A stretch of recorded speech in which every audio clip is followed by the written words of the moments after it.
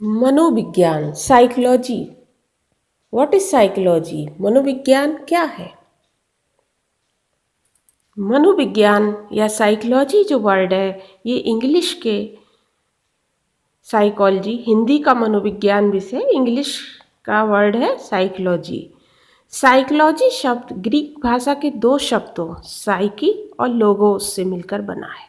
Logos का अर्थ होता है विचार करना, अध्ययन करना या विज्ञान, और साइकी का अर्थ होता है आत्मा या मन। तो इसको प्रमुख रूप से शब्द व्युत्पत्ति के आधार पे साइकी का अर्थ प्रायः आत्मा से लगाया गया और लोगस का अर्थ साइंस या विज्ञान। शाब्दिक व्युत्पत्ति के आधार पे मनोविज्ञान का अर्थ लगाया गया आत्मा का विज्ञान, अर्थात वो विज्ञान जो कि आत्मा का अध्ययन करता है। प्रारंभ में मनोविज्ञान चूँकि दर्शन शास्त्र विषय का ही एक अंग था, एक स्वतंत्र विषय के रूप में इसका अस्तित्व नहीं था, अतः इसको आत्मा का विज्ञान माना गया। और मनोविज्ञान का आज जो स्वरूप है, ये धीरे धीरे विभिन्न चरणों में विकसित होकर आया है। तो हम क्रमशः आपको बताएंगे कि मनोविज्ञान विषय का कैसे कैसे इसका अर्थ और परिभाषाएं बदलती रही। प्रमुख रूप से इनको 4 अवस्थाओं में बांटा गया है। मनोविज्ञान की जो परिभाषाएं हैं, प्रथम अवस्था है फर्स्ट स्टेज। इसमें इसको आत्मा का अध्ययन करने वाले विषय स्टडी ऑफ द सोल के रूप में परिभाषित किया गया, साइंस ऑफ सोल। दर्शन शास्त्र से चूँकि ये रिलेटेड था, बहुत ज़्यादा क्लोज था, इसलिए इसको जो है आत्मा का विज्ञान माना गया। लेकिन धीरे धीरे इसकी आलोचना शुरू हो गई। क्यों? क्योंकि आत्मा क्या है, व्हाट इज सोल, इसका नेचर क्या है, ये कहाँ रहती है, कैसे इसका अध्ययन संभव है, क्या कोई व्यक्ति इसको देख सकता है। तो इसलिए फिर इसमें शंकाएं और आपत्तियां उठने लगी। ऑब्जेक्शंस के आने पे मनोवैज्ञानिक किसी दूसरे अर्थ और परिभाषा की खोज में लग गए। इसके बाद next stage I, second stage. Second stage में साइकी का अर्थ मन से लगाया गया, जो कि प्रथम स्टेज में साइकी का अर्थ आत्मा से लगाया गया, सेकंड स्टेज में साइकी का अर्थ माइंड से लगाया गया, और फलस्वरूप साइकोलॉजी को मन का अध्ययन करने वाला विषय या विज्ञान, स्टडी ऑफ द माइंड और साइंस ऑफ द माइंड कहा जाने लगा। ये मनोविज्ञान शब्द का जो कि संधि विच्छेद कहना चाहिए, मन और विज्ञान, मन प्लस विज्ञान से काफ़ी मेल खाता था। काफ़ी समय तक ये भी प्रचलित रहा, किंतु कालांतर में इस पर भी ऑब्जेक्शंस और क्रिटिसिज्म शुरू हो गई। और जैसे कि आत्मा का अध्ययन करने वाले विषय को खंडित किया गया, धीरे धीरे इसको भी लोगों ने स्वीकार करने से मना कर दिया और फिर मनोवैज्ञानिक किसी नए परिभाषा की खोज में लग गए। तृतीय अवस्था, थर्ड स्टेज में आत्मा और मन के स्थान पे चेतना का विज्ञान, साइंस ऑफ कॉन्शसनेस या चेतन व्यवहार का अध्ययन करने वाले विषय के रूप में इसको परिभाषित करना शुरू हुआ। और सर्वप्रथम विलियम जेम्स ने 1890 में प्रकाशित अपनी पुस्तक मनोविज्ञान के सिद्धांत में, प्रिंसिपल्स ऑफ साइकोलॉजी पुस्तक है विलियम जेम्स की, 1890 में उन्होंने मनोविज्ञान को उस पुस्तक में चेतना की अवस्था का उसी रूप में वर्णन और व्याख्या करने वाले विज्ञान या विषय के रूप में परिभाषित किया। आगे चल के इनकी इस परिभाषा को कई मनोवैज्ञानिकों द्वारा पर्याप्त समर्थन मिला, और इसमें विल्हेम वुंट, जिन्होंने 1879 में जर्मनी के लिप्जिग में विश्व की मनोविज्ञान की प्रथम प्रयोगशाला स्थापित की, और उन्हीं के एक शिष्य ब्रैडफोर्ड टिचनर ने इनकी इस परिभाषा का, जेम्स की परिभाषा का समर्थन किया। इन मनोवैज्ञानिकों ने इस बात पे बल दिया कि मनोविज्ञान का कार्य चेतना की अवस्था में वर्णन और व्याख्या करना है। बाद में लेकिन पहले की परिभाषाओं की तरह इसकी भी कुछ आलोचनाएं शुरू हो गई, और इसमें भी ये कहा गया कि इसमें केवल एक ही पक्ष, चेतन व्यवहार के अध्ययन पर केंद्रित किया गया है मनोविज्ञान को, जबकि मनोविज्ञान चेतन व्यवहार के अलावा अन्य चीज़ों का भी अध्ययन करता है, जैसे अचेतन, अर्धचेतन व्यवहार की इसमें उपेक्षा की गई है। आगे चल के फ्रायड महोदय ने इस रहस्य का उद्घाटन किया कि चेतन बिहेवियर तो हमारे संपूर्ण बिहेवियर का मात्र 1/10%, 1/10 भाग ही होता है। और इस तरह अगर हम मनोविज्ञान को केवल चेतन व्यवहार का अध्ययन करने वाला विज्ञान कहेंगे तो हमारे व्यवहार के बहुत से जो पक्ष हैं वो इसमें नहीं आ पाएंगे और एक संकुचित परिभाषा हो जाएगी। इसके अलावा चेतन अवस्थाओं के द्वारा इसमें केवल मानव व्यवहार के अध्ययन पर ही बल दिया गया था, तो इस पर भी आलोचना की गई कि मनोविज्ञान में जीव जंतु और अन्य सजीव प्राणियों का भी अध्ययन किया जाता है, तो इस कारण भी इसकी आलोचना हुई। और एक आलोचना का कारण था अंतर्दर्शन विधि के ऊपर। चेतना का अध्ययन करने के लिए अंतर्दर्शन विधि इंट्रोस्पेक्शन मेथड के माध्यम से अध्ययन किया जाता था, तो इस आधार पर भी ये विधि चूँकि वैज्ञानिक नहीं थी, अंतर्दर्शन विधि में व्यक्ति अपनी क्रियाओं का स्वयं निरीक्षण करता है, तो इस आधार पर भी इसको परिभाषा की आलोचना की गई। तो इस प्रकार चेतना का विज्ञान के रूप में भी ये ज़्यादा दिन तक फिर नहीं चल पाया और फिर से मनोवैज्ञानिक एक नई परिभाषा की खोज में लग गए। नेक्स्ट स्टेज, फोर्थ स्टेज, चौथी जो स्टेज आई 19th सेंचुरी के प्रारंभ के साथ आई और इसमें जो है मनोविज्ञान को व्यवहार के विज्ञान के रूप में परिभाषित करने का प्रयास शुरू हो गया। साइंस ऑफ बिहेवियर के रूप में इसको डिफाइन किया जाने लगा और सबसे पहला प्रयास किया अंग्रेज मनोवैज्ञानिक विलियम मैकडूगल ने।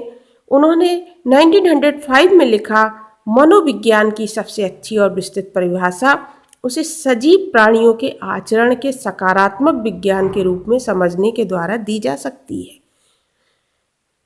Positive science of the conduct of living creatures के रूप में विलियम मैकडूगल ने इसको परिभाषित किया और उन्होंने 1908 में अपनी एक पुस्तक सामाजिक मनोविज्ञान का परिचय इंट्रोडक्शन टू सोशल साइकोलॉजी में व्यवहार शब्द का उल्लेख कर इस परिभाषा को कुछ और परिमार्जित किया। फिर उनकी next book I N outline of psychology और उसमें उन्होंने मनोविज्ञान को इन शब्दों में परिभाषित किया, psychology is a science which aims to give us better understanding and control of the behaviour of the organism as a whole. मनोविज्ञान एक विज्ञान है जिसका उद्देश्य सभी प्रकार से किसी प्राणी के व्यवहार का नियंत्रण करने और उसे अच्छी तरह समझने में सहायता प्रदान करना है। इन्हीं दिनों एक American professor Walter bores Pillsbury ने अपनी 1911 में एक पुस्तक प्रकाशित की इसेंशियल्स ऑफ साइकोलॉजी। उसमें उन्होंने मनोविज्ञान को व्यवहार का विज्ञान बताया और उन्होंने इसको परिभाषित किया, साइकोलॉजी में भी most satisfactorily defined as the science of human behaviour. इसके बाद 1913 में जेबी वाटसन ने एक अलग तरीके से इसको परिभाषित किया और उन्होंने भी इसको व्यवहार का विज्ञान कहा। वाटसन के द्वारा व्यवहार शब्द को एक नया अर्थ देने के साथ ही अन्य मनोवैज्ञानिकों द्वारा मनोविज्ञान की व्यवहार परक परिभाषाएं प्रस्तुत करने का एक तरह से रास्ता खुल गया और परिणाम स्वरूप उस समय के जो मनोवैज्ञानिक थे उन्होंने मनोविज्ञान को व्यवहार के विज्ञान के रूप में ही परिभाषित करना प्रारंभ कर दिया। और आज भी मनोविज्ञान को व्यवहार का विज्ञान कहा जाता है। अब इसमें व्यवहार के साथ साथ एक वर्ड और जोड़ गया है कि मनोविज्ञान क्या है, इसकी परिभाषा वर्तमान समय में क्या की जाती है। मनोविज्ञान व्यवहार और मानसिक क्रियाओं का अध्ययन करने वाला विज्ञान है। एक परिभाषा है मन की, psychology today concerns itself with the scientific investigation of behaviour. ये परिभाषा उन्होंने दी थी 1967 में। और इन्होंने जो है आगे लिखा है, psychology is science and the properly trained psychologist is scientist और at least practitioner who uses scientific methods and information resulting from scientific investigation. Woodworth और मार्क्स ने इस संबंध में अध्ययन किया विभिन्न मनोवैज्ञानिकों की परिभाषाओं का और उन्होंने इसका निष्कर्ष निकालते हुए लिखा है कि मनोविज्ञान व्यक्ति के क्रियाकलापों को उसके परिवेश के संदर्भ में किया जाने वाला अध्ययन ही है। Psychology is the scientific study of the activities of the individual in relation to his environment. तो इस तरह से मनोविज्ञान की जो परिभाषाएं हैं, हमने देखा कि सबसे पहले इसको साइंस ऑफ सोल, आत्मा का विज्ञान कहा गया, फिर साइंस ऑफ माइंड, मन का विज्ञान, फिर साइंस ऑफ कॉन्शसनेस या चेतना का विज्ञान, और चौथी स्टेज में आते आते इसको साइंस ऑफ बिहेवियर कहा गया, व्यवहार का विज्ञान। और आज मनोविज्ञान की जो परिभाषा है वो यही है कि शॉर्ट में, संक्षेप में, कि मनोविज्ञान क्या है, क्या अध्ययन करता है। मनोविज्ञान व्यवहार का अध्ययन करता है। Psychology is the science of behaviour. और इसको थोड़ा अगर हम ब्रॉडली डिफाइन करते हैं तो psychology is the science of behaviour and mental processes. मनोविज्ञान व्यवहार और मानसिक प्रक्रियाओं का अध्ययन करने वाला विज्ञान है। अब प्रश्न ये उठता है कि ये बिहेवियर क्या है। आपने देखा कि इसको साइंस ऑफ बिहेवियर कहा जा रहा है, तो मनोविज्ञान में व्यवहार शब्द का क्या अर्थ है? व्यवहार शब्द का अर्थ क्या है? व्यवहार का अर्थ उसमें प्राणी की उन क्रियाओं को लिया जाता है जिनका कि हम निरीक्षण, ऑब्जर्वेशन कर सकते हैं, प्रेक्षण कर सकते हैं। ऐसी क्रियाओं को व्यवहार के रूप में सम्मिलित किया जाता है। और इसमें केवल मनुष्यों का ही नहीं, पशु पक्षियों और समस्त जीवित प्राणियों के व्यवहारों को सम्मिलित किया जाता है।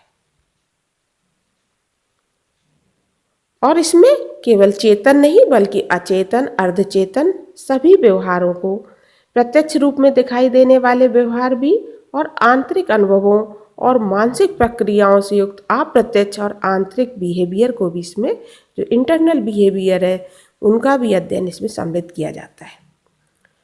वुडवर्थ के अनुसार जीवन की कोई भी अभिव्यक्ति एक क्रिया है और ऐसी सभी क्रियाओं के सम्मिलित रूप को व्यवहार की संज्ञा दी जा सकती है। इसलिए व्यवहार शब्द में केवल चलना, तैरना, नाचना आदि इंद्रिय जनित क्रियाएं ही नहीं बल्कि सोचना, विचारना, कल्पना करना आदि मस्तिष्क संबंधी और प्रसन्न होना, उदास होना, क्रोधित होना आदि भाव और अनुभूति संबंधी क्रियाएं भी सम्मिलित है।